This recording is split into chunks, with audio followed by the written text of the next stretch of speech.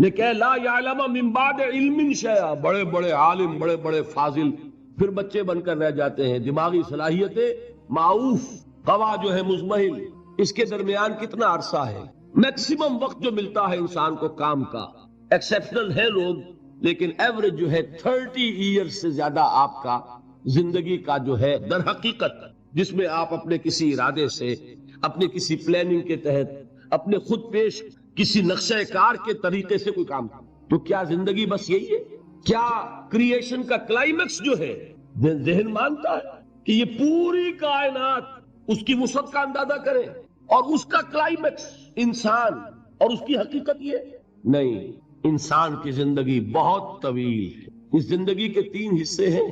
آپ حیران ہوں گے، ذرا غور سے آج توجہ سے بات سنیے. 2 تو سب نے سنے ہیں، میں 3 کہہ رہا ہوں. ہماری کریشن کب ہوئی تھی؟ ازل میں، جب روحوں کی شکل میں ہمیں پیدا کر دیا گیا تھا، جن سے اللہ تعالیٰ کا وہ مکالمہ ہوا تھا، الست بربکم قالوا بلا. میں بھی تھا، آپ بھی تھے. ہر شخص نے اللہ سے معاہدہ کیا تھا، الست بربکم قالوا بلا، کیوں نہیں، شہیدنا، ہم گواہ ہیں، اے اللہ تو ہی ہمارا رب ہے، ہمارا مالک ہے. یہ معاہدہ کیا تھا کہ نہیں؟ ہم سب تھے. فرق کیا ہے؟ صرف ہماری ارواح تھی، یہ اجساد نہیں تھے، جسم نہیں تھے، ارواح تھی. تو کریشن تو اس وقت سے ہے. ایک زندگی ہماری وہ ہے جو ہم بتا آئے، ایک زندگی یہ ہے کہ ایک جسم کے ساتھ، وہ جسم جو زمین سے بن رہا ہے، پیدا ہو رہا ہے، زمین کی غذا سے پل رہا ہے، اس کے ساتھ اس روح کو شامل کر دیا گیا. یہ ہماری حیات دنیاوی ہے. اس کے بعد وقت آئے گا، جسم واپس چلا جائے گا جہاں سے آیا تھا. منہا خلقناکم وفیہا نعیدکم ومنہا نخرجکم تارۃ اخری. اسی میں سے ہم نے تمہیں بنایا تھا، اسی میں لے جائیں گے، اسی میں سے پھر قیامت میں اٹھا کھڑا کریں گے. لیکن کیا روح بھی دفن ہو جاتی ہے؟ نہیں. تمہاری اصل حقیقت وہ اس وقت لوٹتی ہے وہاں جہاں سے وہ آئی تھی. یہ مفہوم ہے انا للہ و انا الیہ راجعون. ہماری ارواح وہاں سے آئی تھی، وہیں لوٹ جائیں گی. ہمارا جسم زمین سے آیا تھا، زمین میں لوٹ جائے. یہ زمینی شے ہے، وہیں سے آئی تھی، وہیں دفن ہو جائے گا. دفن ہو، جلا دی جائے، جو بھی ہو وہیں جائے گا. چیلے کھا جائیں گے پارسی کی لاش کو، تو چیلے بھی تو پھر مٹی بن کر مٹی میں مل جائے گا. بہرحال یہیں سے تم آئے، یہیں جاؤ گے. لیکن ہم در حقیقت جس شے سے عبارت ہے وہ ہمارا جسم نہیں ہے، بلکہ وہ ہے ہماری روح. وہ روح جو ہے وہ تو اس وقت سے ہے، الست بربکم جب ہم نے کہا تھا. اس کے بعد ہمیں یہاں بھیجا گیا اس جسم کے ساتھ، اور وہ روح واپس جائے گی. انا للہ و انا الیہ راجعون.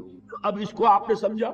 انسانی زندگی کا یہ تصور ہے جسے ہم تسلیم کرتے ہیں. بدقسمتی جیسا کہ میں نے عرض کیا، پہلے حصے کو اکثر و بیشتر کوئی جانتا نہیں، ذکر کرتا ہی نہیں. 2 حصوں کو تو مسلمان نہ مانے گا تو وہ مسلمان ہی نہیں. حیات دنیاوی، حیات اخروی، یہ 2 تو ماننے پڑیں گے نا، ورنہ تو مسلمان ہی نہیں بنتا. بہرحال اگر یہ زندگی اتنی طویل ہے تو یہ درمیان میں جو موت کا وقفہ ڈالا، کیوں ڈالا؟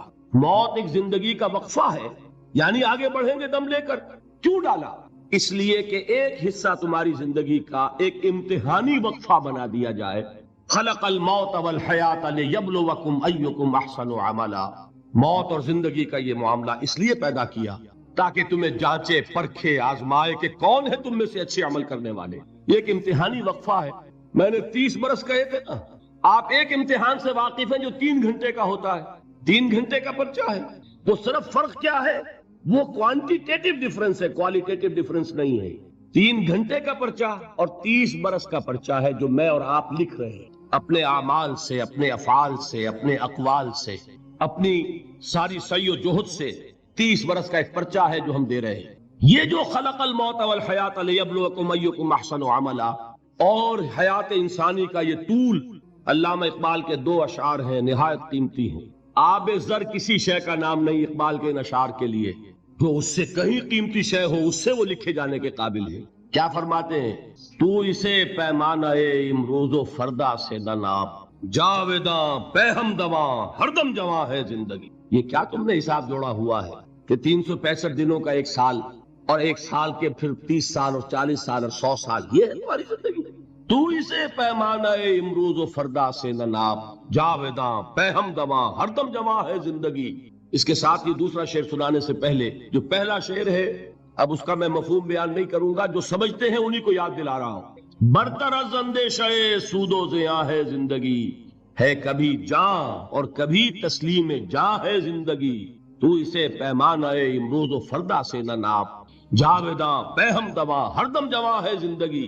آخری شعر سنیے، الزم ہستی سے تو ابھرا ہے مانند حباب، اس زیاں خانے میں تیرا امتحان ہے زندگی۔ خلق الموت والحیات لیبلوکم ایکم احسن عملا۔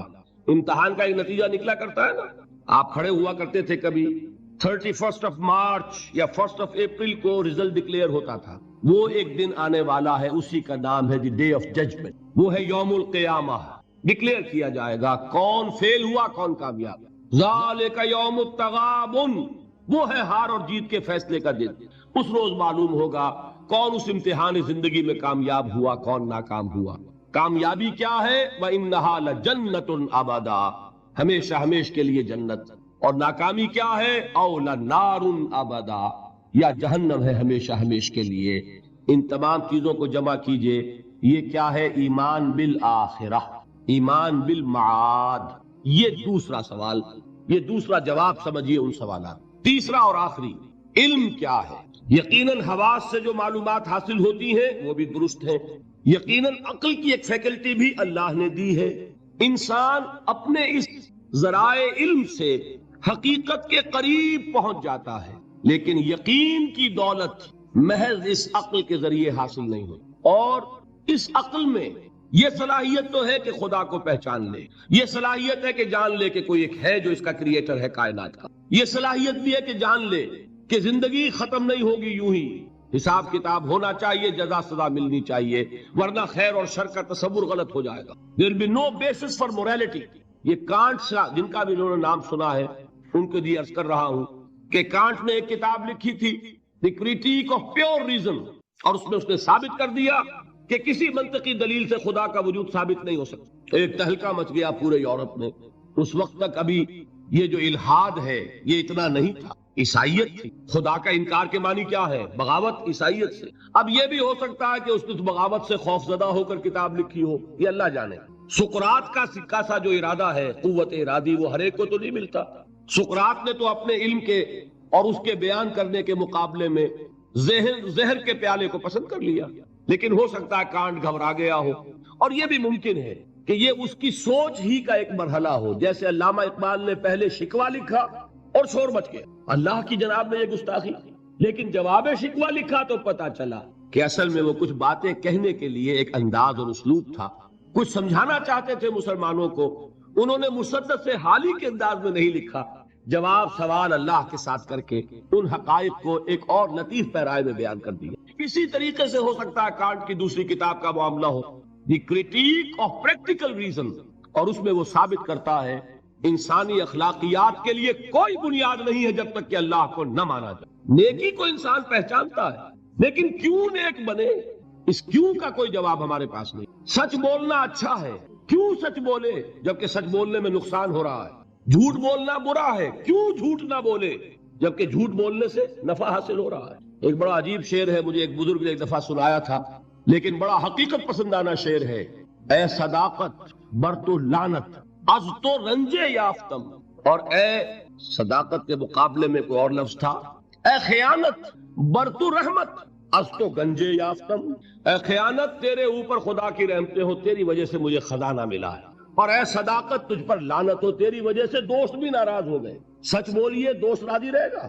کوئی شخص سچ سن کر راضی نہیں رہتا، لوگوں کو راضی، دوستوں کو راضی رکھنے کے لیے جھوٹ بولنا پڑتا۔ تو اے صداقت یا اے دیانت کہہ لیجئے، اے دیانت بر تو لعنت از تو رنجے یافتم، رنج ملا مجھے اور تو کچھ نہیں ملا، لوگ ناراض ہو گئے، غصہ ہو گئے، اور اے خیانت بر تو رحمت از تو گنجے یافتم، گنج ملا، خزانہ ملا۔ تو دنیا کی کیفیت تو یہ، پھر کیوں کوئی شخص سچ بولے، کیوں کوئی شخص جھوٹ نہ بولے، کیوں دیانت برتے، کیوں خیانت نہ کرے؟ اس کے لیے لاکھ آپ کوششیں کر لیں، پولیس کھڑی کر دیں، چوکیاں بنا دیں، جس کا داؤ چل جائے گا وہ خیانت کرے ہی کرے۔ اس کو روکنے والی ایک شے ہے اللہ پر ایمان۔ یہ میں بات کس کی بیان کر رہا ہوں؟ کانٹ کی۔ بغیر خدا کو مانے ہوئے اخلاق کے لیے کوئی بنیاد۔ تو یہ ہے وہ چیز جو میں آپ کو بتا رہا ہوں کہ علم انسان کا، اس کے حواس سے جو حاصل ہوتا ہے علم، سائنٹیفک علم وہی ہے۔ قرآن نے کبھی اس کی نفی نہیں کی۔ قرآن تو کہتا دیکھو، کھول آنکھ، فلک دیکھ، فضا دیکھ، کھول آنکھ، زمین دیکھ، فلک دیکھ، فضا دیکھ۔ اور مشرق سے ابھرتے ہوئے سورج کو ذرا دیکھ. افلا ينظرون الى الابل كيف خلقت والى السماء كيف رفعت والى الجبال كيف نصبت والى الارض كيف سطحت. قرآن نے دعوت دی ہے، یہ علم بھی صحیح ہے، حقیقی ہے. پھر تعقل، تفکر، افلا تعقلون، افلا تتفکرون، افلا یعقلون، یہ سارا قرآن نے کہا.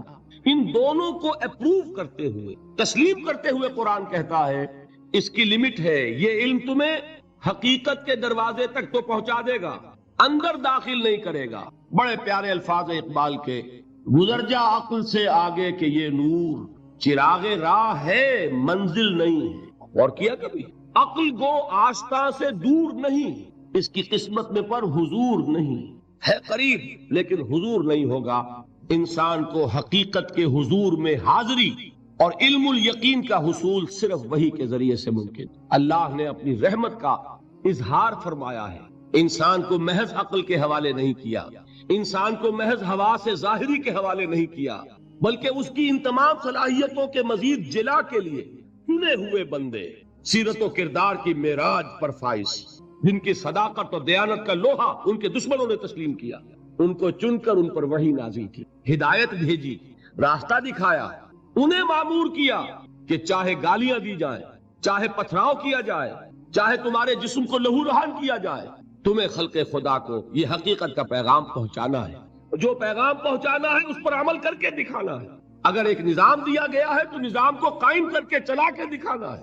یہ جلیل القدر ہستیاں انسان تھے، نسل آدم میں سے تھے، اس میں کوئی شک نہیں، لیکن یہ جلیل القدر ہستیاں، انہیں ہم کہتے ہیں یہ انبیاء ہیں، جن کو اللہ نے چنا، جن کو پسند فرمایا. اللہ یصطفی من الملائکۃ رسلا ومن الناس، اللہ چن لیتا ہے فرشتوں میں سے بھی اپنے پیغام رساں اور انسانوں میں سے بھی. فرشتوں میں سے کسے چنا؟ جبرائیل کو. انسانوں میں سے کسے چنا؟ محمد کو صلی اللہ علیہ وسلم. وہی اللہ سے لی جبرائیل نے، پہنچائی محمد کو صلی اللہ علیہ وسلم. وہی محمد نے لی جبرائیل سے صلی اللہ علیہ وسلم وعلیہ الصلوۃ والسلام، اور پہنچائی انسانوں.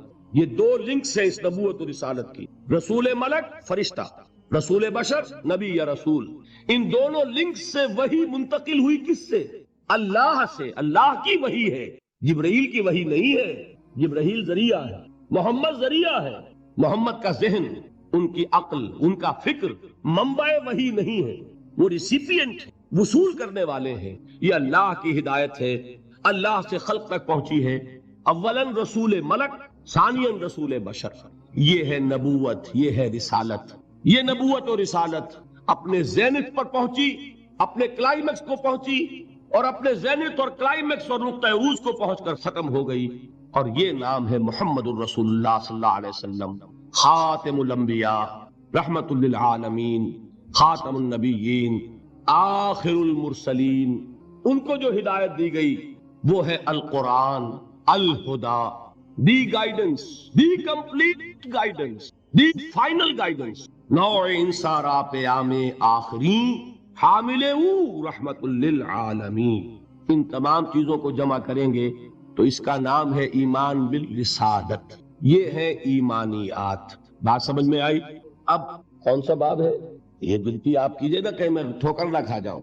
5واں باب غالباً. دیکھیے پہلا کیا تھا؟ ایمان کے لفظی معنی. کچھ یاد ہے کہ نہیں؟ ایمان کے اصطلاحی معنی. نمبر 3 ایمان کا سبجیکٹ میٹر یا موضوع. نمبر 4 ایمانیات کی تفصیل، اور ان کو ہم نے گروپ کیا 3 ایمانیات میں. ایمانیات ثلاثہ، توحید یا ایمان باللہ، معاد یا ایمان بالآخرہ، اور ایمان بالرسالت. تو 5واں باب ہے ان ایمانیات ثلاثہ کی ریلیٹو امپورٹنس، ایک دوسرے کے نسبت سے اہمیت کیا ہے. بات یہ جان لیجئے یہ تینوں ایمان ایک ایک اعتبار سے اہم ترین ہے اپنی جگہ پر. اصولی اعتبار سے، علمی اعتبار سے، نظری اعتبار سے اہم ترین ایمان کون سا ہے؟ ایمان باللہ. بلکہ یوں کہا جا سکتا ہے جیسے آپ کہتے ہیں کہ ہاتھی کے پاؤں میں سب کے پاؤں، ایمان باللہ میں سارے ایمان موجود ہیں. یہی وجہ ہے کہ ایمان مجمل یاد ہے. ایمان مجمل کے الفاظ کتنے حضرات کو یاد ہے؟ ذرا ہاتھ اٹھائیں. ایمان مجمل، ایمان مفصل، بڑی مایوس کن صورت ہے. جہاں سے کہ ہماری تعلیم کا آغاز ہوا کرتا تھا. میں اپنے آپ کو خوش قسمت سمجھتا ہوں کہ میری تعلیم کا آغاز مسجد سے ہوا۔ حفیظ نے اپنے شاہنامے میں شروع میں جو تمہید اپنی زندگی کی بیان کی ہے، اس میں ایک شعر ہے، بڑا دردناک شعر ہے۔ اس نے بھی کہا میری تعلیم کا آغاز تو مسجد سے ہوا، لیکن پھر مجھے والدین نے جو بھی اس زمانے کا رواج اور چلن تھا اسکول میں داخل کر دیا کہ اب انگریزی پڑھو اور یہ سیکھو اور وہ سمجھو جس کی دنیا میں قدر و قیمت ہے۔ مجھے مسجد سے مکتب کی طرف تقدیر نے کھینچا، تنازع للبقاء کی آہنی زنجیر نے کھینچا۔ اسٹرگل فار ایگزسٹنس، ایک دوسرے سے آگے نکلنا، تنازع للبقاء، یہ تنازع للبقاء تھا اور ہے جس نے ہمارے نظام تعلیم کو بدل کر رکھ دیا۔ اب آپ بچے کو پڑھائیں گے کنڈر گارڈن سے، وہ ڈیڈی اور ماما اور پاپا کہنا سیکھے، وہ اللہ اور محمد کے نام نہیں سیکھتا۔ نتیجہ کیا نکلتا ہے؟ کلمات اس کو یاد نہیں ہوتے، ایمانیات اسے یاد نہیں ہوتے۔ لیکن یہ کہ پہلے ہماری تعلیم کہاں سے ہوتی تھی؟ نورانی قاعدہ پڑھو، پھر وہ تعلیم الاسلام مفتی کفایت اللہ صاحب کے رسالے، وہاں سے میرا آغاز ہوا تھا تعلیم کا، اور وہاں سے وہ دولت مجھے ملی ہے کہ مجھے آج تک یاد ہے۔ ایمان مجمل کیا ہے؟ آمنت باللہ کما ہوا باسمائہ وصفاتہ وقبلت جمیع احکامہ اقرار باللسان وتصدیق بالقلب۔ ایمان مفصل کیا ہے؟ آمنت باللہ وملائکتہ وکتبہ ورسلہ والقدر خیرہ وشرہ من اللہ تعالی والیوم الآخر والقدر خیرہ وشرہ من اللہ تعالی والبعث بعد الموت۔ اب آپ نے سوچا ایمان مجمل ایمان مفصل رشتہ کیا ہے؟ مجملاً ایمان نام ہے ایمان باللہ کا، اللہ کو مان لیا، سب کو مان لیا۔ تفصیلاً ایمان نام ہے اللہ کو ماننے کا، فرشتوں کو ماننے کا، اور یوم آخر کو ماننے کا، اور تقدیر کو ماننے کا، اور نبیوں کو ماننے کا، کتابوں کو ماننے کا۔ یہ ہے تفصیل اور اجمال میں جس نے اللہ کو مان لیا، اس لیے کہ نبوت اور رسالت کیا ہے؟ اللہ ہی کی ایک صفت ہدایت ہے جس کی توسیع ہے۔ ہادی، الہادی کون ہے؟ اللہ۔ اس کی ہدایت کی شکل کیا ہے؟ وہی نبوت رسالت۔ اللہ کون ہے؟ وہ ہے العدل، انصاف کرنے والا، اور اس کے انصاف کا ظہور ہوگا آخرت میں۔ ایمان بالآخرہ کیا ہے؟ اللہ کے صفت عدل کا ظہور ہے، نیکوکار کو اس کی نیکی کا جزا ملے، بدکار کو اس کی بدی کی سزا ملے۔ گندم از گندم بے رویت، جو سے جو، جس نے گندم بوئی گندم کاٹے، جس نے جو بویا جو کاٹے، جس نے کانٹے بوئے کانٹے کاٹے۔ یہ عدل ہے، اللہ کی صفت عدل کا ظہور ہے آخرہ۔ تو دونوں یہ ایمانیات در حقیقت اللہ کی صفات کی ایکسٹینشن ہے، اس کی توسیع ہے، اس کی کرالریز ہے۔ تو ایمان اصلاً کیا ہے؟ ایمان باللہ۔ یہی وجہ ہے قرآن مجید میں ایک جگہ آیا ہے ان الذین قالوا ربنا اللہ ثم استقاموا تتنزل علیہم الملائکۃ الا تخافوا ولا تحزنوا وابشروا بالجنۃ التی کنتم توعدون۔ کسی اور ایمان کا ذکر نہیں ہے۔ جنہوں نے کہا ہمارا رب اللہ ہے، پھر اس پر جم گئے، ان پر فرشتوں کا نزول ہوتا ہے۔ کس پیغام کے ساتھ؟ نہ گھبراؤ، نہ رنج کرو، نہ غم، بلکہ خوشیاں مناؤ اس جنت کی جن کا تم سے وعدہ کیا گیا۔ معلوم ہوا کہ اصل ایمان ایمان باللہ۔ اسی میں ایک حدیث بھی آتی ہے، حضور سے ایک شخص نے کہا کہ حضور مجھے تو کل دین کی حقیقت ایک لفظ میں سمجھا دیجئے، میں بڑا عاجز ہوں، میرے اندر صلاحیت زیادہ لمبی باتوں کو سمجھنے کی نہیں ہے، ایک بات فرمائیے جو دین کی پوری حقیقت کو بیان کر دے۔ آپ نے جواب دیا قل آمنت باللہ ثم استقم، کہو میں ایمان لایا اللہ پر، پھر اس پر جم جاؤ۔ تو ایمان باللہ اور اس پر استقامت، اس میں سب کچھ آ گیا۔ بلکہ میں یہ کہا کرتا ہوں اس لفظ استقامت میں قیامت مضمر ہے۔ گلا کچھ خراب ہونے لگا، اس لیے میں احتیاط سے کام دے رہا ہوں، یہ ذرا گرم ہوا یہ چاشا۔ اب آئیے حقیقت کے اعتبار سے میں نے عرض کیا، نظری اعتبار سے، علمی اعتبار سے، اصولی اعتبار سے اہم ترین ایمان کون سا ہے؟ ایمان باللہ۔ اب لیجئے قانونی اعتبار سے، شرعی اعتبار سے، فقہی اعتبار سے اصل ایمان ہے ایمان بالرسالت۔ کوئی شخص کتنا ہی اللہ کو مانے، کوئی کتنا ہی موحد ہو، کوئی کتنا ہی متوکل ہو، کوئی کتنا ہی معرفت رکھتا ہو، کوئی کتنے ہی مراقبے کرتا ہو، اس کو مراقبوں میں کتنی ہی روشنی نظر آ جائے، مومن نہیں ہوگا جب تک کہ محمد کو نہ مانے صلی اللہ علیہ وسلم۔ یہ ہے قانون، یہ ہے مسلم اور غیر مسلم کا فرق، کون مسلمان ہے کون نہیں۔ اس کا سارا دار و مدار جو ہے وہ ایمان بالرسالت پر ہے، اور ایمان بالرسالت کے ساتھ ختم نبوت و رسالت۔ جس نے اس میں نقب لگائی وہ قانونی اعتبار سے چلا گیا، وہ سچا ہو، بیانتدار ہو، ملنسار ہو، خادم خلق ہو، کچھ بھی ہو، جس نے محمد کا انکار کیا یا محمد کی ختم نبوت کا انکار کیا وہ مسلمان نہیں ہے۔ نا قانونی اہمیت کی چیز۔ آپ کے ہاں بعض لوگ کہتے ہیں فلاں شخص ویسے تو بڑا اچھا ہے، بڑا نیک ہے، دکاندار ہے تو بہت ہی دیانتدار دکاندار ہے، ڈاکٹر ہے تو بہت ہی اچھا اور خوش خلق ڈاکٹر ہے، لیکن یہ کہ اس کو لوگ کہتے ہیں کہ وہ غیر مسلم ہے۔ بھائی لوگ یوں ہی نہیں کہتے۔ اگر ختم نبوت کی فصیل میں نقب لگائی، یہی چیز فیصلہ کن ہے کسی شخص کے مسلمان ہونے یا نہ ہونے۔ رسالت کا اقرار اور اس کے ساتھ اس کی ختم نبوت کا اقرار، یہ دو چیزیں ہوں گی تو ایک شخص مسلمان کہلائے گا، مومن کہلائے گا۔ یہ نہیں ہے تو وہ کتنا ہی پاک باز ہو، کتنا ہی متقی ہو، کتنا ہی موحد ہو، کتنا ہی با اخلاق ہو، وہ شخص اپنی جگہ جو ہو سو ہو، مسلم نہیں ہو۔ یہ ہے اہمیت ایمان بالرسالت۔ نمبر 3، عمل کے اعتبار سے، اخلاق کے اعتبار سے اہم ترین ایمان ایمان بالآخرہ ہے۔ آخرت کا خوف ہوگا، تیر کی طرح سیدھے ہو جاؤ گے۔ جواب دہی کا احساس ہوگا، ہر قدم پھونک پھونک کر رکھو گے۔ دیکھو گے کہ غلط بات تو میری زبان سے نہیں نکل رہی، اس لیے کہ جواب دہی کرنی ہے۔ اللہ کے ہاں اکاؤنٹ ہار کر سکوں گا کہ نہیں، جسٹیفائی کر سکوں گا کہ نہیں، مجھے یہ کہنے کا حق تھا کہ نہیں، میرے لیے یہ لقمہ حلال ہے کہ نہیں، میرے لیے یہ بات جائز ہے کہ نہیں۔ اس کے لیے خوف کیا ہے؟ آخرت کا خوف ہے تو درست ہوگا، عمل صحیح ہو جائے گا۔ آخرت کا خوف نہیں ہے، ایمان باللہ کیا ہوگا؟ ذات و صفات کی بحث ہو جائے گا، علم کلام کا معاملہ بن جائے گا۔ جیسا کہ اقبال نے کہا ہے، کاش کہ یہ اشعار آپ کو یاد ہو، ایک ایک شعر جو ہے دینی حقائق کی اتنی بھرپور اور گمبھیر تعبیر کرنے والا ہے۔ زندہ قوت تھی زمانے میں یہ توحید کبھی، اور اب کیا ہے فقط ایک مسئلہ علم کلام۔ وہ علم کلام کا ایک مسئلہ بن کر وہ توحید کے جو کریکٹر کو ٹرانسفارم کر دیتی تھی، وہ توحید جو انسانی شخصیت کو رنگ دیتی تھی، صبغۃ اللہ ومن احسن من اللہ صبغہ، آج وہ چند مسئلوں کی بحث کے اندر محدود ہو کر رہ گئی۔ یہ جان لیجئے ایمان باللہ ایک ذہنی عیاشی بن جائے گی اگر آخرت کا خوف نہیں۔ ایمان بالرسالت عشق رسول کی وہ شکل اختیار کرے گا جو آج آپ کے معاشرے میں ہے۔ آپ تماشے کریں گے، جلسے کریں گے، جلوس نکالیں گے، آتش بازیاں چڑھائیں گے، لیکن اتباع رسول نہیں ہوگا۔ کیوں نہیں ہوگا؟ کہ آخرت کا جواب دہی کا احساس۔ اگر عمل درست ہوگا تو صرف آخرت پر ایمان سے درست ہوگا۔ یہ ہے اہم ترین ایمان۔ یہی وجہ ہے ہم نے اس آخرت کے ایمان کا حلیہ بگاڑ دیا۔ وہ بہت اپنی جگہ پر ایک مستقل موضوع ہے۔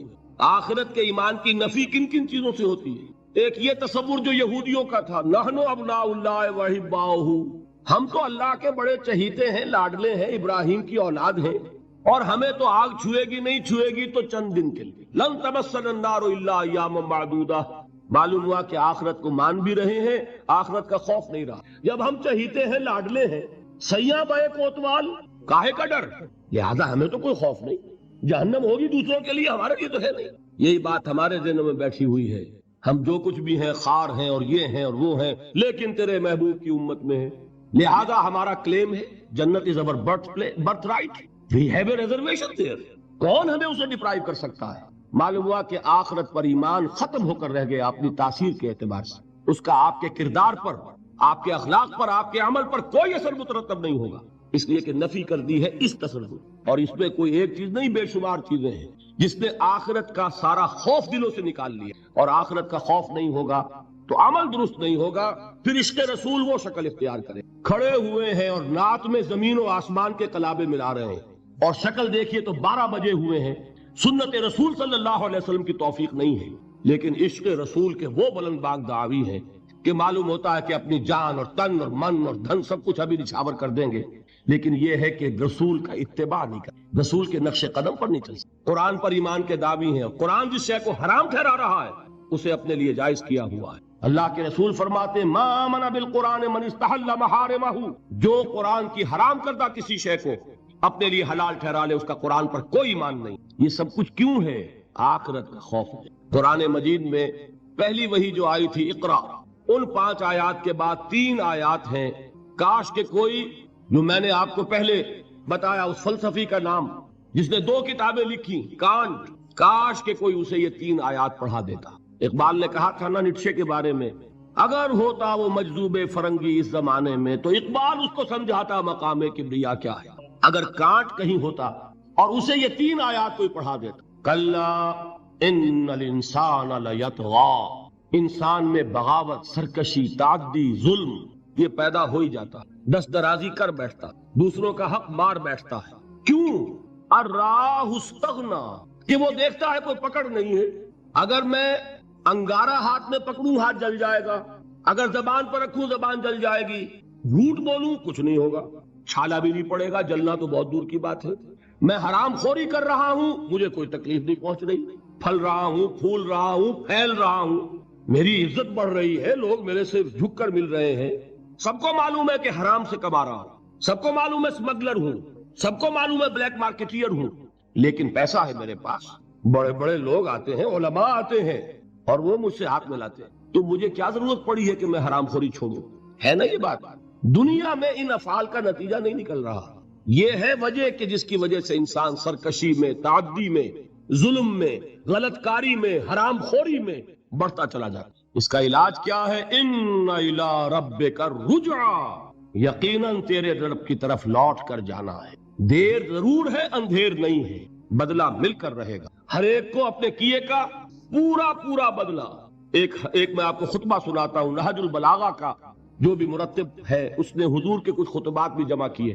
حضور کا ایک سادہ سا خطبہ ہے، اس سے آپ کو اندازہ ہوگا ایمان بالآخرہ پر کس درجے حضور نے زور دیا ہے. واللہ لتموتن کما تنامون، خدا کی قسم تم سب کے سب مر جاؤ گے جیسے روزانہ رات کو سو جاتے. ثم لتبعثن کما تستيقظون، پھر تمہیں اٹھا لیا جائے گا جیسے روزانہ صبح کو بیدار ہو جاتے. ثم لتحسبن بما تعملون، پھر تمہارا حساب کتاب لیا جائے گا ان اعمال کا جو کر رہے ہو. ثم لتجزون بالاحسان احسانا وبالسوء سوءا، اور پھر تمہیں لازماً بدلہ مل کر رہے گا، بھلائی کا بھلا بدلہ اور برائی کی بری سزا. اور وہ کیا ہے؟ وَإِنَّهَا لَجَنَّةٌ أَبَدًا أَوْ لَنَارٌ أَبَدًا، یا آگ ہے ہمیشہ ہمیش کے لیے اور یا جنت ہے ہمیشہ ہمیش. یہ زور ہے کلام نبوی میں اس ایمان بالآخرہ کے. قرآن مجید میں آپ دیکھیں گے آخری پارے کی وہ صورتیں جو ابتدا میں نازل ہوئی ہیں، سارا زور آخرت. القارعہ ما القارعہ وما ادراک ما القارعہ یوم یکون الناس کالفراش المبثوث وتکون الجبال کالعہن المنفوش فاما من ثقلت موازینہ فهو فی عیشۃ راضیہ واما من خفت موازینہ فامہ ہاویہ وما ادراک ما ہی نار حامیہ. میں ایک مثال دے رہا ہوں، الحاقہ ما الحاقہ وما ادراک ما الحاقہ اما یتساءلون عن النبأ العظیم الذی هم فیہ یختلفون کلا سیعلمون ثم کلا سیعلمون.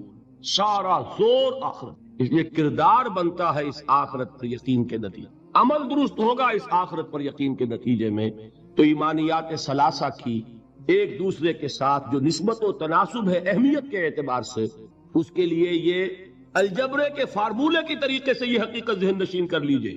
علمی، اصولی، نظری، علمی اعتبار سے اصل اہمیت ایمان باللہ کی، قانونی، فقہی، شرعی اعتبار سے اصل اہمیت ایمان بالرسالت کی، اخلاقی، عملی اعتبار سے اصل اہمیت ایمان بالآخرہ کی. یہ میرا گفتگو کا 5واں باب ختم. اب ہے اہم ترین باب، 6واں باب، ایمان کے 2 درجے. یوں تو ایمان کے درجات بے شمار، ایک ایمان میرا اور آپ کا، ایک ایمان ابو بکر اور علی کا رضی اللہ تعالی عنہما. کوئی نسبت و تناسب ہے؟ کتنے درجے ہوں گے؟ وہ درجات گنے نہیں جا سکتے، ناممکن. لیکن جان لیجئے کہ ان کو 2 بڑے بڑے حصوں میں ہم تقسیم کر دیں. ایک ایمان ہے قانونی ایمان، اسی کے لیے ایک اصطلاح ہے اسلام. ایک ایمان ہے حقیقی ایمان، جس کے لیے ایک دوسرا لفظ ہے یقین. ان 2 چیزوں کو علیحدہ علیحدہ سمجھیں. دیکھیے تصدیق، میں نے کہا تھا ایمان کے معنی تصدیق ایک ہے زبان سے. ہاں آپ صحیح کہہ رہے ہیں، آپ اللہ کے رسول ہیں، میں نے مان لیا جو خبر آپ دے رہے ہیں، میں نے قیامت کو مانا، بعث بعد الموت کو مانا، اللہ کو مانا، اس کے اسماء کو مانا، اس کی صفات کو مانا. میں گواہی دیتا ہوں اشہد ان لا الہ الا اللہ واشہد ان محمد رسول اللہ. یہ کیا ہے؟ اقرار باللسان. اس کا نتیجہ کیا نکلا؟ کوئی ہندو ہو، سکھ ہو، پارسی ہو، عیسائی ہو، بدھ مت کا ماننے والا ہو، پھر یہ چوڑا ہو، چمار ہو، کسے باشد، آج یہ جملہ زبان سے نکالے، وہ دفعتاً کیا ہو گیا؟ مسلمان. کوئی یہاں لمبا چوڑا سفر نہیں ہے. مسلمان ہونے کے لیے کوئی لمبے چوڑے ریچولز نہیں ہیں, کوئی لمبی چوڑی رسومات کا سلسلہ نہیں ہے. جو شخص یہ کہہ دے اور اقرار باللسان ہم اسے مسلمان مانتے ہیں, اللہ یہ نوٹ کر لیجئے, مغالطہ ہو جاتا ہے بعض لوگوں کو, اللہ یہ کہ بعد میں یہ معلوم ہو کہ وہ کوئی ایسی بات بھی مانتا ہے جو اسلام کی یا حضور کی دی ہوئی بنیادی تعلیمات کے خلاف ہے. جب یہ معلوم ہوگا تو ہم کہیں گے نہیں بھائی تم مسلمان نہیں ہوئے, اس کا نام تکفیر ہے, پھر اس کو کافر قرار دیا جائے گا. مثال دوں آپ کو, ایک شخص کہتا ہے اشہد ان لا الہ الا اللہ واشہد ان محمد رسول اللہ, ہو گیا مسلمان. بعد میں کہتا ہے میں نے آخرت کا اقرار کب کیا تھا, میں نے تو اللہ کو مانا, رسول کو مانا, یہ آخرت تو میں نے نہیں مانی. اب کیا کہیں گے آپ, اس کو مسلمان مانیں گے کہ نہیں؟ یہ تکفیر ہے. جب تک ہمیں معلوم نہیں کہ وہ آخرت کا منکر ہے, صرف کلمہ شہادت کی بنیاد پر اسے مسلمان مانا جائے. لیکن جب معلوم ہوا کہ وہ آخرت کا منکر ہے, اب اس کی تکفیر ہو جائے گی کہ نہیں تو مسلمان نہیں ہو کافر. بالکل اسی طرح جب تک ہمیں معلوم نہیں کہ کوئی شخص جو کلمہ شہادت پڑھ رہا ہے وہ ختم نبوت کا منکر ہے, اس وقت تک وہ مسلمان مانا جائے گا. لیکن جب یہ معلوم ہو جائے کہ وہ ختم نبوت کا منکر ہے, اس کی تکفیر کی جائے, اس لیے کہ محمد رسول اللہ نے جیسے خبر آخرت کی دی ویسے ہی خبر اپنی نبوت کی اختتام اور تکمیل کی. تو یہ جو ہے اسلام یا ایمان قانونی, اس کا تعلق ہے اقرار باللسان سے. اس کی بنا پر ہم دنیا میں کسی کو مسلمان مانتے ہیں. لیکن ایک ہے تصدیق دل سے, سمجھ رہے ہیں بات, یہ دل سے تصدیق ہوگی تو حقیقی ایمان ہوگا. اگر دل سے تصدیق نہیں ہے, زبان سے تصدیق ہے, تو اسلام تو ہو جائے گا, ایمان نہیں ہوگا. بات سمجھ میں آئی؟ تو ایک ایمان کا قانونی درجہ ہے. اچھا دل کی تصدیق کی بات ایسی ہے, ہر شخص سمجھ سکتا ہے, اس کو ہم ویریفائی نہیں کر سکتے. آج تک بھی, آج کیا تاریخ ہے, 12 دسمبر 1985 تک بھی کوئی آلہ ہمارے پاس ایسا نہیں جس کے ذریعے سے ہم دل میں اسے اتار کر یہ دیکھ لے کہ ایمان ہے کہ نہیں ہے. نہیں ہے نا. تو ایمان کی جو دنیا کا ایمان ہے اس میں دل کی بات زیر بحث نہیں آئے گی. بات سمجھ رہے, مجبوری ہے ہماری. We can't know it, we can't verify it. ہم نے کسی کے دل میں اتر کر نہیں دیکھا. ہو سکتا ہے دیکھیے کوئی ہندو کوئی سکھ پاکستان میں آتا ہے جاسوس کی حیثیت سے, وہ مسلمانوں کی شکل بنائے گا کہ نہیں, داڑھی بھی رکھے گا, خوب نماز سیکھ کے آئے گا, خطرہ کرا کے آئے گا, تاکہ کوئی آڑا وقت آئے اور ویریفیکیشن ہونے لگے تو میری آئیڈینٹی جو ہے مسلمان کی تسلیم ہو جائے. اور ہو سکتا ہے ہمارے ہاں بارڈر ایریاز میں کوئی امام مسجد بن کے بیٹھا ہوا ہو اور وہ ہندو جاسوس ہو. کیا اس کے دل میں ایمان ہے؟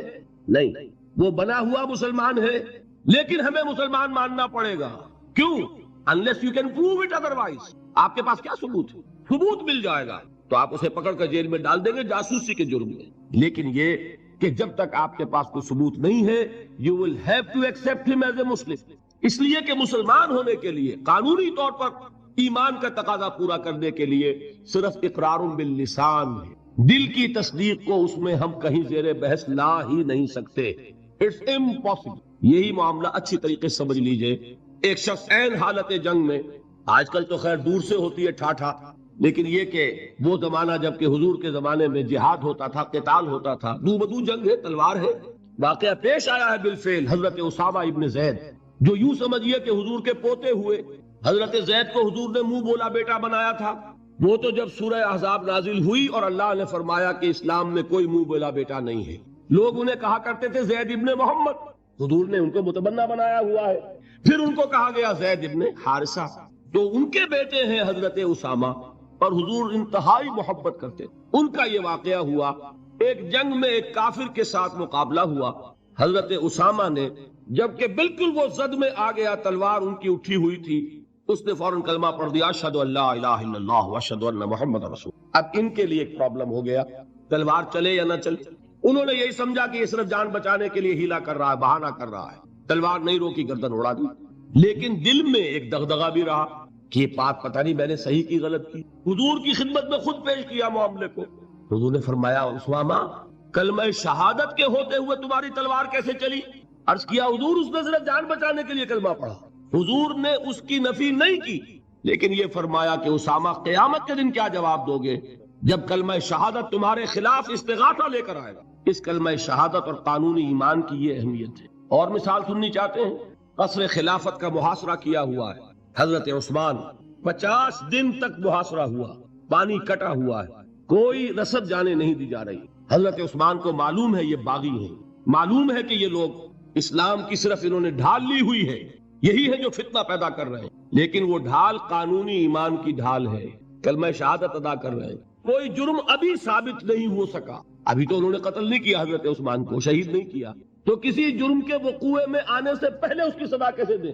حضرت عثمان کا جو فیصلہ تھا، بعض لوگ ناسمجھ لوگ، کم سمجھ لوگ، بلکہ میں سمجھتا ہوں کہ نیتوں میں فطور ہے جو یہ کہتے ہیں کہ حضرت عثمان نے یہ بڑا غلط کیا، بڑی کمزوری دکھائی، معاذ اللہ ثم معاذ اللہ. یہ وہی تو بات ہے، حضرت عثمان تلوار کیسے اٹھائیں جبکہ وہ کلمہ شہادت کی ڈھال رکھتے؟ کیا کہا تھا انہوں نے کہ میں ہرگز اپنی تلوار کو کسی کلمہ گو کے خون سے رنگین کرنے کے لیے تیار نہیں. یہ مجھے شہید کرنا چاہتے ہیں کر دیں، لیکن میں اپنی جان کے تحفظ میں کسی کلمہ گو کا خون نہیں بہاؤں گا، اس لیے کہ یہ کلمے کی ڈھال بہت بڑی ڈھال ہے، جس کو کہ حضرت اسامہ، حضور فرما رہے ہیں کہ اسامہ کیا جواب دو گے قیامت کے دن جب یہ کلمہ شہادت تمہارے خلاف استغاثہ لے کر آئے. یہ ہے اس قانون کی اہمیت. قانونی ایمان اس دنیا میں انتہائی اہمیت کا حامل ہے. حضور نے فرمایا کہ ایک مسلمان کی جان اور اس کی آبرو اللہ کی نگاہوں میں اتنی محترم ہے جتنا کعبہ. یہ تو آج ہمارا حال ہو چکا ہے کہ مسلمان کے خون سے خنجر آلودہ کر رہا ہے، مسلمان کی گردنیں کاٹ رہا ہے. ہمارے ہاں بڑی جنگوں کو چھوڑیے جو ہو رہی ہے اس وقت، آپ دیکھیں گے کہ ہمارے ہاں، ہمارے ممالک میں، خاص طور پر پاکستان میں، چند ٹکوں کے لیے انسانی جان لی جا رہی ہے. چھوٹے چھوٹے جھگڑے، چند روپے کا جھگڑا ہے اور انسانی جان لے لی، جس کو حضور نے فرمایا کہ اس کا احترام اللہ کی نگاہ میں بالکل اتنا ہے جتنا کعبے کا احترام. یہ ہے اس قانونی اسلام کی اہمیت. لیکن یہ جان لیجئے اس قانونی ایمان کا عمل دخل صرف اس دنیا تک ہے. آخرت میں سابقہ پیش آئے گا اس ہستی سے جو ہماری طرح لاچار نہیں ہے، وہ دلوں کے حال کو جانتی ہے، علیم بذات الصدور ہے، وہ جانتی ہے یعلم ما تسرون وما تعلنون. اللہ تو جانتا ہے جو کچھ تم ظاہر کرتے ہو اور جو کچھ تم چھپاتے ہو. واللہ علیم بذات الصدور، وہ تمہارے سینوں کی کیفیت کو جانتا. لہذا یہ قانونی ایمان کیا مانی؟ اگر صرف اقرار باللسان ہے اور تصدیق بالقلب نہیں ہے، یہ ایمان دنیا میں معتبر ہوگا، دنیا میں ایک مسلمان کی حیثیت سے تسلیم کرا لے گا، اس کو تمام لیگل رائٹس، تمام constitutional rights of a Muslim in an Islamic state, تمام legal and moral rights of a Muslim in an Islamic society, he will be entitled to everything. ہر حق اسے حاصل ہے. لیکن آخرت میں معاملہ ہوگا اس ایمان حقیقی کی بنیاد پر جو قلبی تصدیق کے ساتھ. تصدیق ہے تو مومن قرار پائے گا، تصدیق قلبی نہیں ہے تو مومن نہیں قرار پائے. یہ البتہ ہے اس تصدیق قلبی کے مدارج ہوں گے.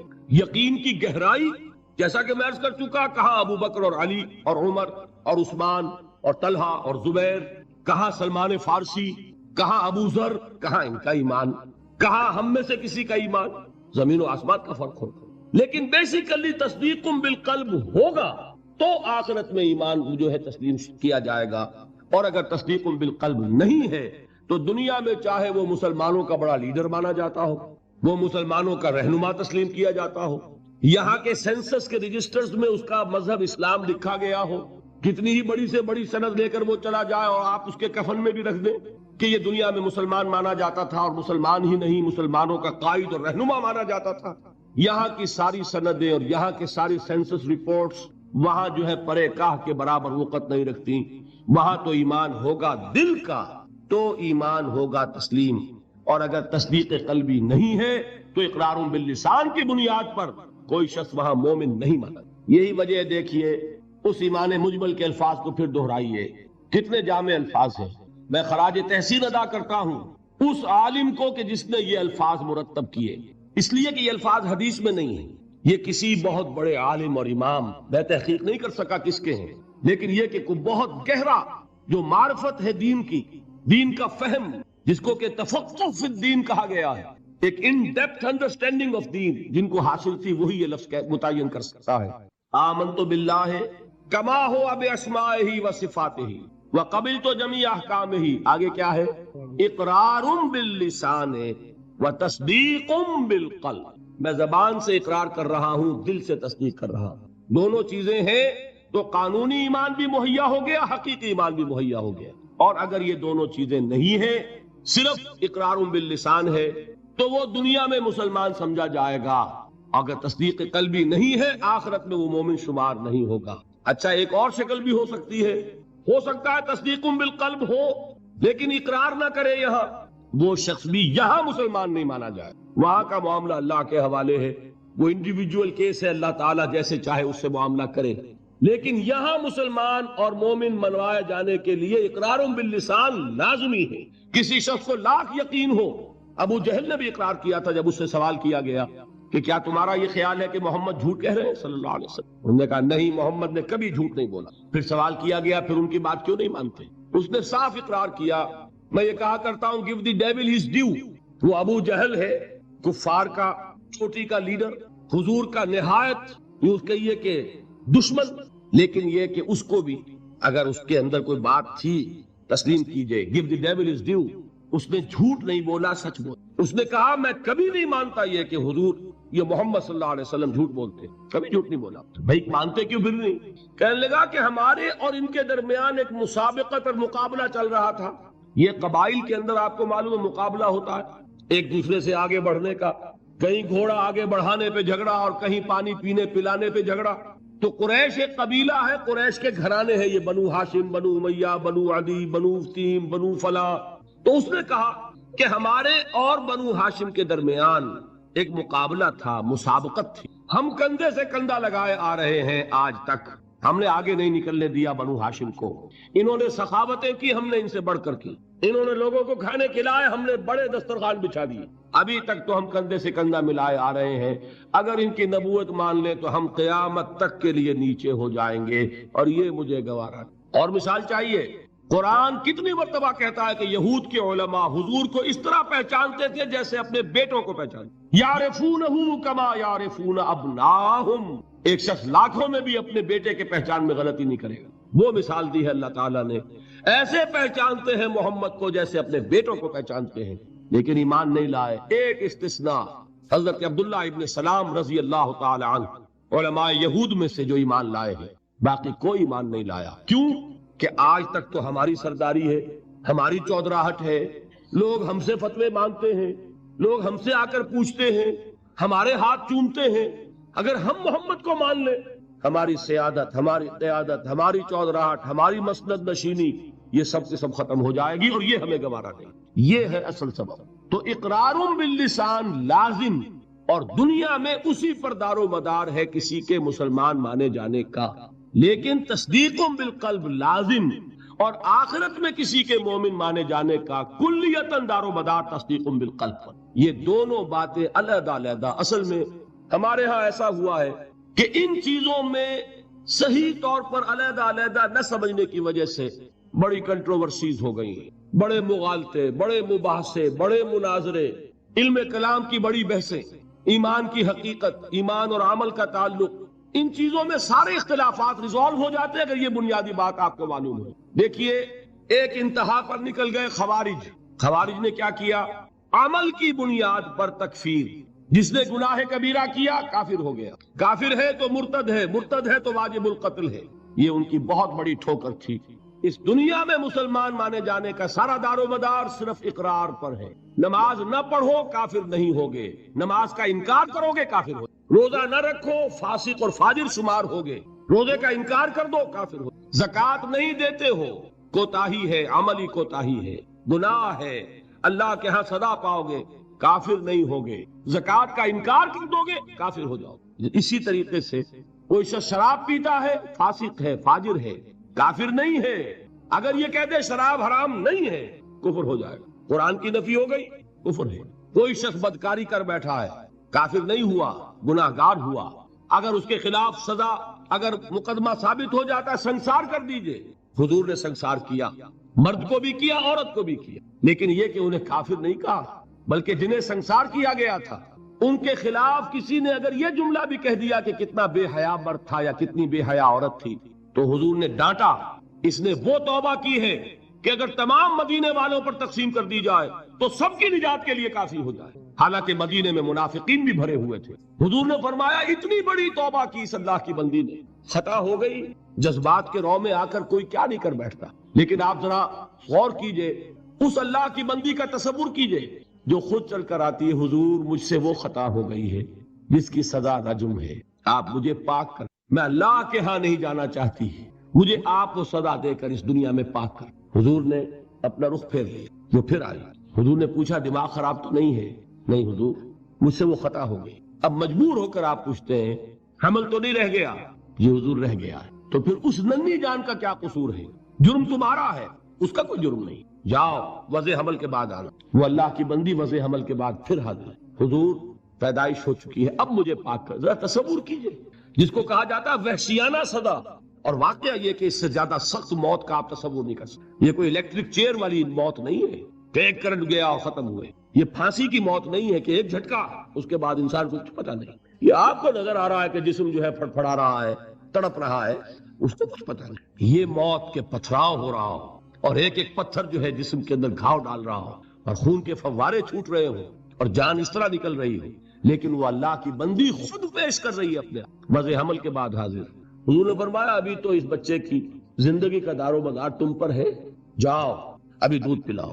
پھر آتی ہے, بچے کے ہاتھ میں ٹکڑا ہے روٹی کا, کھا رہا ہے. حضور دیکھیے اب یہ روٹی کھانے لگا ہے, اب مجھے پاک کر. اب مجبوراً حضور سزا کا حکم دیتے ہیں, جاؤ اس کو رجم کر دو. جب رجم کیا جا رہا تھا کسی شخص کی زبان سے نکل گیا, کتنی بے حیا عورت تھی, اس پر ڈانٹ پلائی ہے حضور نے صلی اللہ علیہ وسلم. اللہ کی اس بندی نے وہ توبہ کی ہے کہ اگر تمام مدینے کے لوگوں پر تقسیم کر دی جائے تو سب کی نجات کا ذریعہ. لیکن جرم جرم ہے, سزا ملے گی, البتہ کفر نہیں ہے. تو جرم اور کفر, گناہ اور کفر, یہ دو علیحدہ چیز. مغالطہ ہو گیا. دنیا میں کسی کا مسلمان سمجھا جانا اس کے عمل پر دار و مدار نہیں ہے, بلکہ اس کے اقرار پر ہے, اقرار باللسان. دوسری انتہا پہ ہم پہنچ گئے ہوئے ہیں کہ جو کچھ بھی کریں, اور صرف قانونی اگر اسلام ہے, صرف وراثتاً منتقل ہو گیا ہے, اس کی کوئی حقیقت دل میں ہے ہی نہیں, لیکن کلمہ گو ہے. تو بھائی کلمہ گو تو منافق بھی تھے, کیا کلمہ نہیں پڑھتے تھے؟ کیا عبداللہ ابن ابی کلمہ نہیں پڑھتا تھا؟ اصل شے ہے تصدیق بالقلب. حقیقی مومن اللہ کے ہاں قرار پانا وہ کلمہ گوئی پر نہیں ہے, وہ تصدیق بالقلب پر. اور تصدیق بالقلب ادنا درجے میں بھی ہوگی تو اس کا کوئی نہ کوئی اثر عمل میں ظاہر ہوگا. یہ ایمان اور عمل صالح کا وہ تعلق ہے جس پر کہ انشاءاللہ کل بحث ہونی ہے. میں نے عرض کیا تھا 2 ابواب کل زیر بحث آئیں گے. ایمان کا عمل سے کیا تعلق ہے اور ایمان کا جہاد کے ساتھ کیا رشتہ ہے, یہ کل اور پرسوں جو ہے یہ 2 مباحث آئیں گے. اب میں ان کو یہاں چھوڑتے ہوئے آگے آخری بحث شروع کر رہا ہوں, ایمان اور امن. ایمان کا اصل حاصل دیکھیے, جہاں سے ہم چلے تھے وہاں پہنچ گئے ہیں. ایمان کا مادہ کیا ہے؟ امن. لفظ کہاں سے بنا؟ امن سے. امن کسے کہتے ہیں؟ نچنت ہونا, بے فکر ہونا, کوئی خطرہ نہیں, کوئی خوف نہیں, کوئی رنج نہیں, کوئی غم نہیں, کوئی ملال نہیں, کوئی اندیشہ نہیں, کوئی کھٹکا نہیں. یہ ہے امن. ایمان کا اصل حاصل جو انسان کو حاصل ہوتا ہے, اگر ایمان حقیقی موجود ہو, وہ امن, وہ سکون ہے, وہ اطمینان ہے, وہ